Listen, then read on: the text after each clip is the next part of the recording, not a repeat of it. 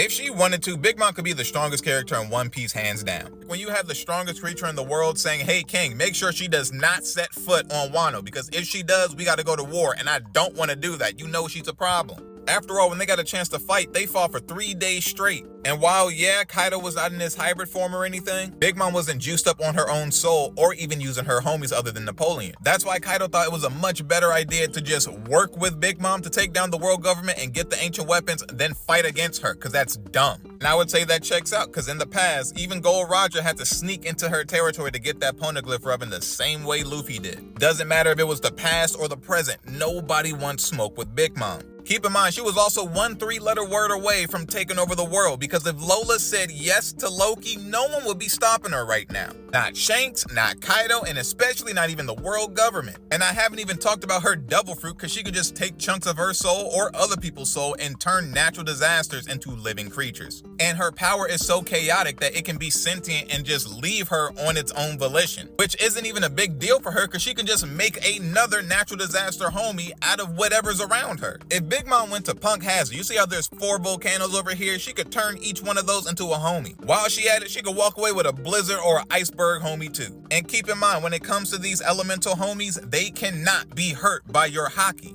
And this is a trained up Luffy by Rayleigh, so he knows whether or not haki would work on these things. And by his own words, they are worse than a Logia. And aside from making an army of natural disasters that she can literally do whenever she wants, she can also eat chunks of her own soul to strengthen herself. She almost killed Kid in Law by eating 1 year. What do you think would have happened if she ate 2? So when Big Mom says things like, don't assume this will kill me, as she is falling into a pit of magma, I believe her. Unlike Kaido, she had to be taken out with the elements, because nobody could really do it themselves. And for all we know, when she and Kaido come back, because let's face it, they're not dead. You can't follow One Piece for this long and also assume that they're dead. I would always imagine the easiest way for her to make herself live is to just turn this big pool of magma into a homie and then have it get you out of here. And we've seen her turn thunderstorms into homies, so I would not say that's outside the realm of possibility. And the only reason I would say that we don't get to see Big Mom do all of these different things that she could do is because she's also a very complex character in her own right. Believe it or not, she isn't always bad. She actually does have people that she cares about.